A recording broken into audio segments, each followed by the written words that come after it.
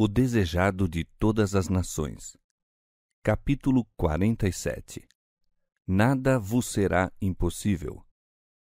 Este capítulo se baseia em Mateus capítulo 17, versos 9 a 21, Marcos capítulo 9, versos 9 a 29 e Lucas capítulo 9, versos 37 a 45.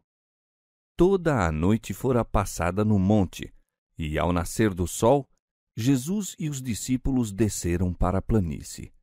Absorvidos em seus pensamentos, os discípulos estavam silenciosos e possuídos de respeito. Nem mesmo Pedro tinha uma palavra a dizer.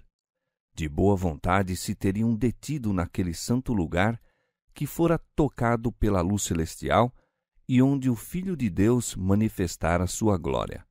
Mas havia trabalho a fazer pelo povo que já andava por toda a parte à procura de Jesus. Um grande grupo se ajuntara ao pé do monte, ali conduzidos pelos discípulos que tinham ficado atrás, mas que sabiam para onde Jesus se retirara.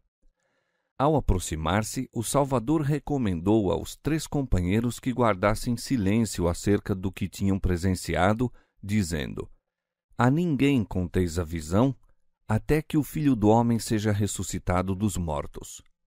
A revelação feita aos discípulos devia ser ponderada em seus corações, não ser publicada. Relatá-la às multidões apenas excitaria o ridículo ou ociosa admiração. E mesmo os 9 apóstolos não entenderiam a cena até depois que Cristo houvesse ressuscitado. Quão tardos de compreensão eram mesmo os 3 discípulos favorecidos, vê-se pelo fato de que, não obstante tudo quanto Cristo dissera acerca do que o aguardava, indagavam entre si o que queria dizer ressuscitar dentre os mortos. Todavia, não pediram explicações a Jesus.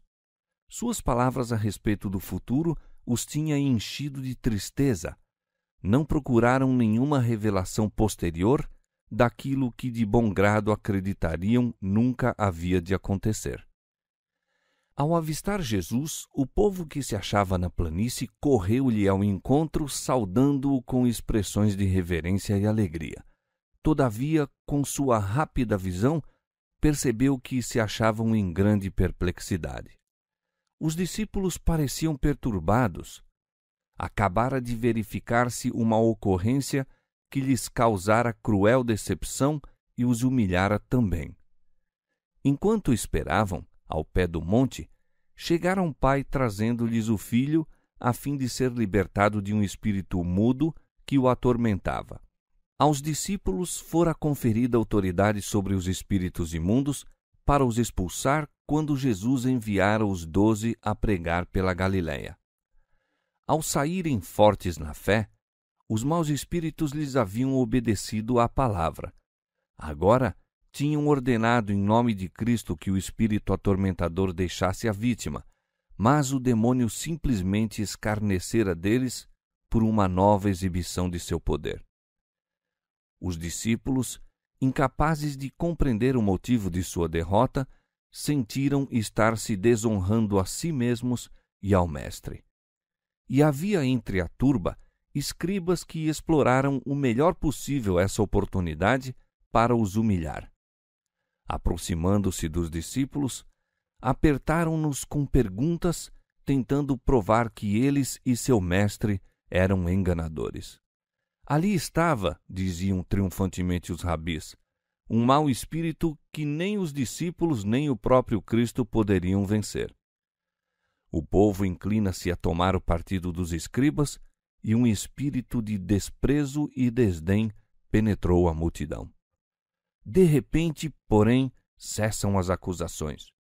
Avistaram Jesus e os 3 discípulos que se aproximavam e, numa rápida reviravolta de sentimentos, o povo se voltou para ir-lhes ao encontro. A noite de comunhão com a glória celestial deixara traços no semblante do Salvador e de seus companheiros. Iluminava-lhes a fisionomia uma luz que encheu de reverente espanto os que os olhavam. Os escribas recuaram atemorizados, enquanto o povo saudava Jesus. Como se houvera presenciado tudo o que ocorrera, o Salvador chegou ao cenário do conflito e, fixando o olhar nos escribas, indagou: Que é que discutis com eles? Mas as vozes, tão ousadas e desafiadoras antes, emudeceram agora. Fizera-se silêncio em todo o grupo. Então, o aflito pai abriu caminho por entre o povo e, caindo aos pés de Jesus, desabafou a história de sua tribulação e desapontamento. Mestre, disse, trouxe-te o meu filho que tem um espírito mudo, e este, onde quer que o apanha, despedaça-o. E eu disse aos teus discípulos que o expulsasse e não puderam. Jesus correu os olhos em torno, sobre a multidão tomada de espanto, os cavilosos escribas e os perplexos discípulos. Leu em cada coração a incredulidade, e em voz repassada de tristeza exclamou: Ó geração incrédula, até quando estarei convosco? Pediu então ao consternado pai: Traze-me cá o teu filho. O menino foi levado, e quando os olhos do Salvador pousaram sobre ele, o mau espírito lançou-o por terra em convulsões de agonia. Ali estava no chão a revolver-se e espumar, soltando guinchos que não pareciam humanos. Novamente se defrontaram no campo de batalha o príncipe da vida e o príncipe dos poderes das trevas, Cristo em cumprimento de sua missão de apregoar liberdade aos cativos, pôr em liberdade os oprimidos, Lucas 4,18, Satanás procurando segurar a vítima sob seu domínio. Anjos de luz e hostes de anjos maus, invisíveis, comprimiam-se para presenciar o conflito. Por um momento, Jesus permitiu ao mau espírito que ostentasse seu poder, para que os espectadores pudessem compreender a libertação prestes a operar-se. A multidão olhava, sustendo a respiração, o Pai numa angústia de esperança e temor. Jesus perguntou: Quanto tempo há que lhe sucede isto? O pai contou a história de longos anos de sofrimento e depois, como se não pudesse mais suportar, exclamou: Se tu podes fazer alguma coisa, tem compaixão de nós e ajuda-nos. Se tu podes. Mesmo então o pai punha em dúvida o poder de Cristo. Jesus responde: Se tu podes crer, tudo é possível ao que crê. Não há falta de poder na parte de Cristo. A cura do filho depende da fé do pai. Com uma explosão de lágrimas, compreendendo a própria fraqueza, o pai lança-se sobre a misericórdia de Cristo com o brado: Eu creio, Senhor, ajuda a minha incredulidade. Jesus volta-se para o sofredor e diz: Espírito mudo e surdo, eu te ordeno, sai dele e não entres mais nele. Ouve-se um grito, há uma angustiosa luta. O demônio, ao sair, parece a ponto de arrebatar a vida à sua vítima. Então o rapaz fica imóvel e aparentemente sem vida. A multidão murmura: Está morto.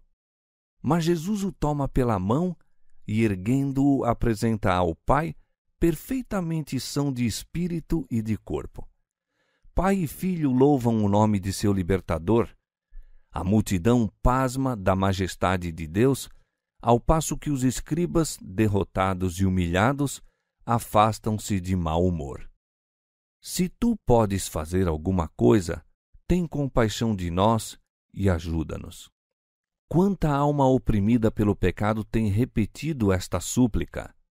E a todos responde o compassivo Salvador: Se tu podes crer, tudo é possível ao que crê. É a fé que nos liga ao céu e nos traz força para resistir aos poderes das trevas.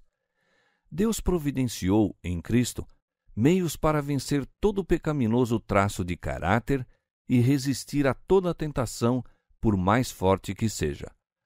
mas muitos sentem que lhes falta a fé e assim permanecem afastados de Cristo. Que essas almas, em sua impotente indignidade, se lancem sobre a misericórdia de seu compassivo Salvador.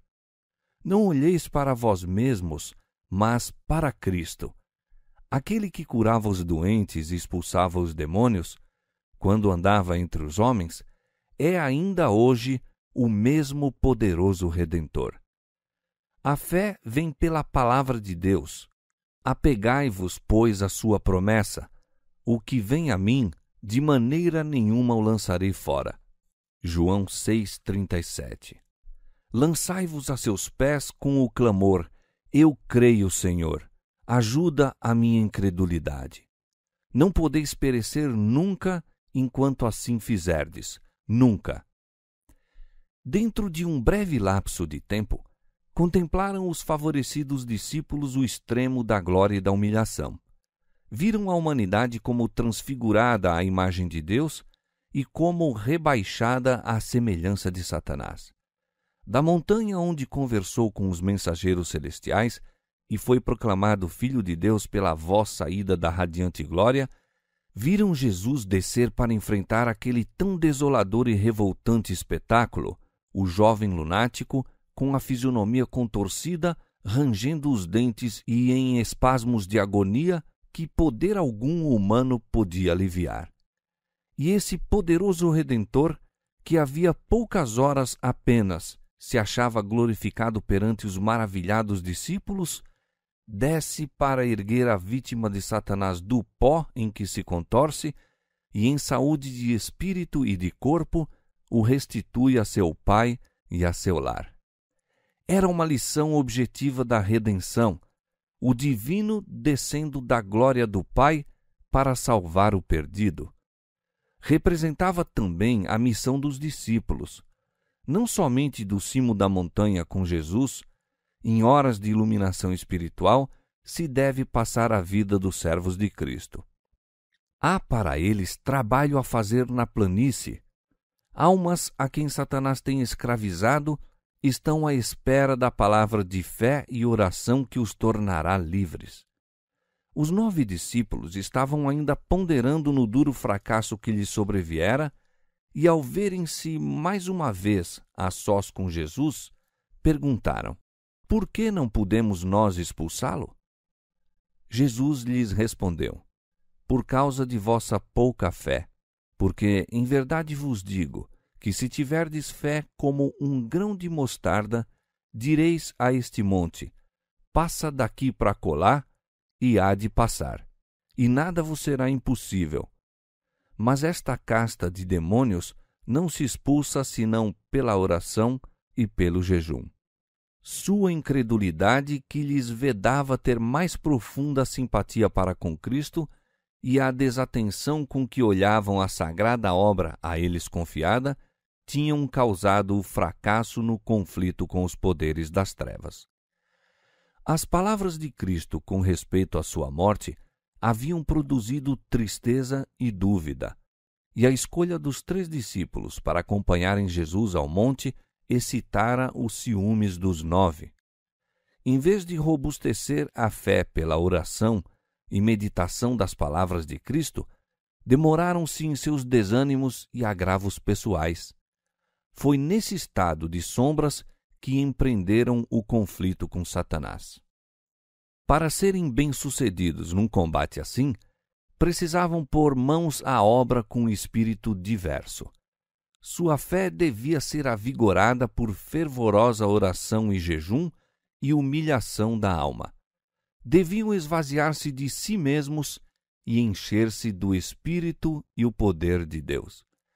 Somente a súplica fervente, perseverante a Deus, feita com fé, fé que leva a esperar com inteira confiança nele, consagrando-se sem reservas à sua obra, pode ser eficaz para trazer aos homens o auxílio do Espírito Santo na batalha contra os principados e as potestades, os príncipes das trevas deste século, as hostes espirituais da maldade nos lugares celestiais.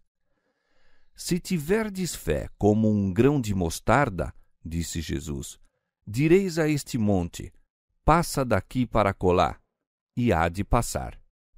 Se bem que o grão de mostarda seja tão pequeno, encerra aquele mesmo misterioso princípio vital que produz o crescimento na mais altaneira árvore. Ao lançar-se na terra a semente da mostarda, o minúsculo germe aproveita todo elemento provido por Deus para a sua nutrição e desenvolve-se rapidamente num crescimento vigoroso. Se tendes fé como essa, haveis de lançar mão da palavra de Deus e de todos os meios eficazes por ele designados. Assim se robusterá a vossa fé, trazendo em vosso auxílio o poder do céu. Os obstáculos amontoados por Satanás através de vosso caminho, conquanto pareçam intransponíveis como as montanhas eternas, desaparecerão em face da exigência da fé. Nada vos será impossível.